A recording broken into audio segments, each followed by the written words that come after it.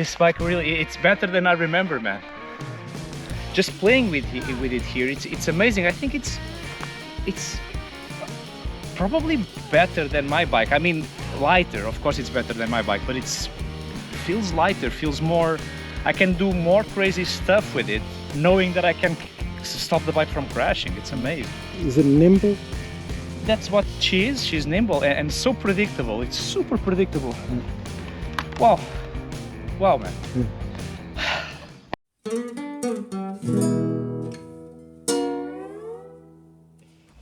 Okay, guys, I'm here with my training buddy. Hello, I'm Diogo Guerra from OFFroad-OFFcourse. Yeah, and I'm Eddy from Empath 2. Eddy and Max from Empath 2. Yeah, we like to travel on the bikes. We've had the 390s for 20,000 kilometers. Max is gonna keep her bike, and I have this. He just bought the 890 Adventure, a bike I'm very fond of this bike. You know, it's envying. A little bit, I admit. I always wanted a bigger bike to have that experience. But I didn't want to have a big bike in the beginning, and also it was too expensive for me at the time to buy two bikes, both for Max and I. I think it was a super smart choice not to start with a big bike. Yeah. Very few people can go from zero off-road experience to any off-road experience using a heavy bike. Let's talk about it. Should we go look at the bike and go step by step? Okay, let's. I wanted to stay with the KTM because I like the quality. I like the horsepower and all these things. I was waiting for the 490. We all were KTM. We all were waiting for the 490. Yeah. You know, I like how KTM designs its bikes. It's a premium bike. Everything is good about it. But then you look at the design itself, the plastics, and it's very simple. Like, you can imagine that removing these plastics is not a big deal. In other bikes you have things inside, things that fit on other things for aesthetic purposes, and KTM has this way of making bikes that they look just practical. There's one thing that I noticed and I was like, do I actually need engine guards? I don't need it, because now you have this bass plate. Yeah. And you have this extra plastic here that you can change when it gets scratched, right? Sure. And the tank itself is super durable. Yeah. So you can take a tremendous beating. Yeah. So the only thing, if it crashes, just change this plastic here. It's sure not super cheap, but it's cheap enough to change this instead of having big bars going over here. It's not a problem. It's not a thing that people complain about. Oh, my 890 now has a broken fuel tank because whatever. I haven't heard anybody say that no. ever. The whole bike is low. There's nothing like it looks like a sled with wheels, and this changes everything, because this bike is 20 kilos heavier than mine, and it feels exactly like mine or better in the way it handles. So it's not light, but you never feel its weight. Like, you can do this super comfortable. Like, you cannot do this with any other adventure bike, right? Like the Tenere would be on the ground, and the Triumphs would be on the ground. Like, even me with crazy. a backpack, I pull this bike up with no problem. Because any bike can go fast. Like all these adventure bikes, if the terrain it's easy enough, or if you are a good enough rider, you can ride these things fast, no doubt. The problem of a heavy bike is when things get gnarly, like when you get stuck on a hill, or going down or up, or mud or sand or rocks, and then when you need to maneuver the bike around rocks or something, like, it doesn't feel very complicated to, just kind of do things, and the bike is not going to fall off of your hands, and that's amazing. I'm not gonna say it's a bike that any novice rider can ride. It's still heavy, it's still too powerful, it still has a lot of weight.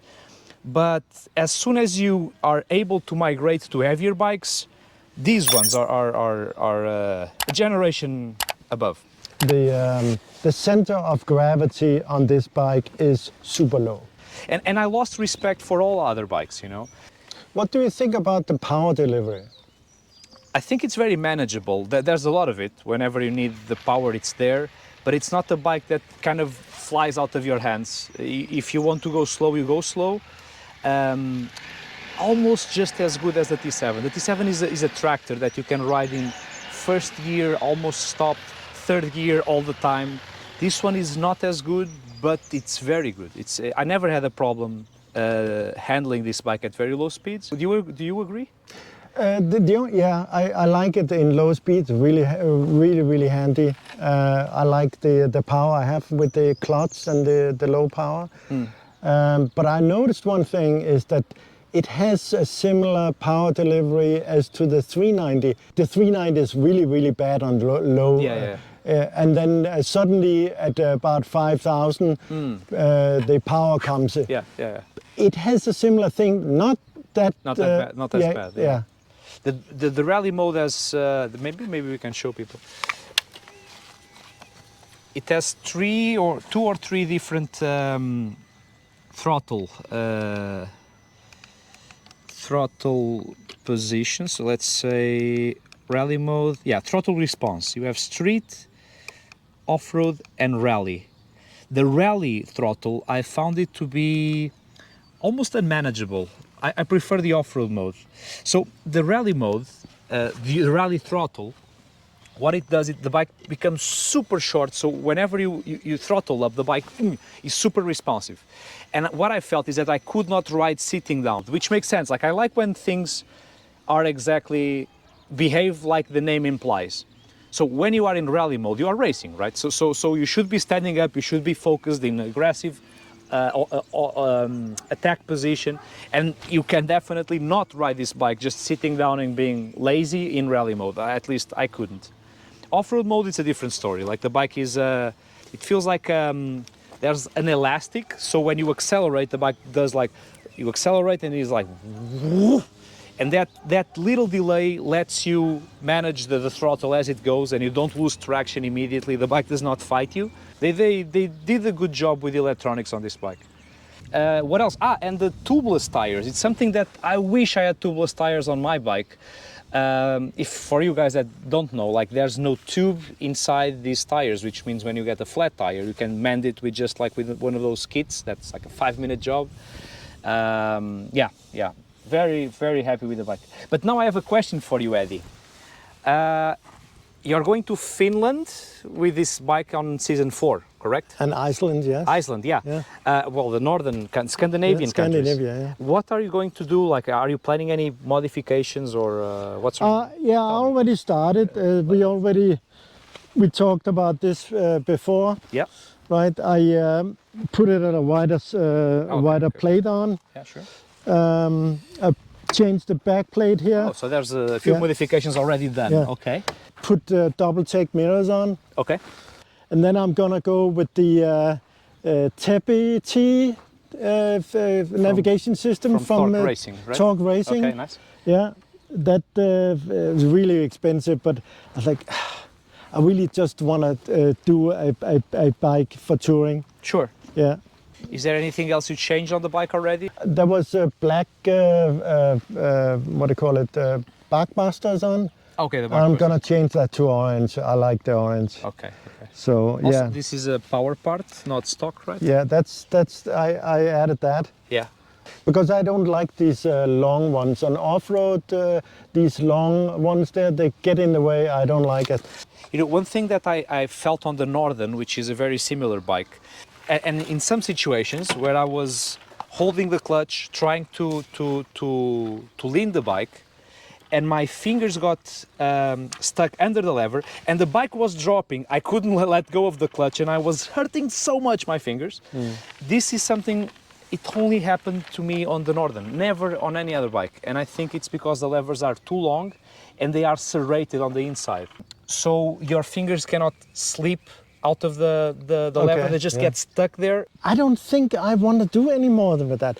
The bag system that I'm going with is the Krieger, the Krieger bags. Which one? Do you remember the model?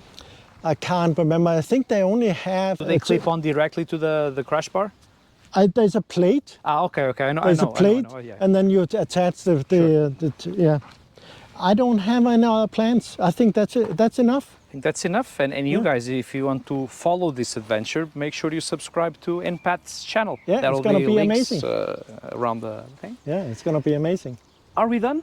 We are done. I think we are done. Thank you guys for watching. And then Don't forget subscribe and the bell thingy. yeah, all those things. Yeah. See you guys. See you next time. Bye bye.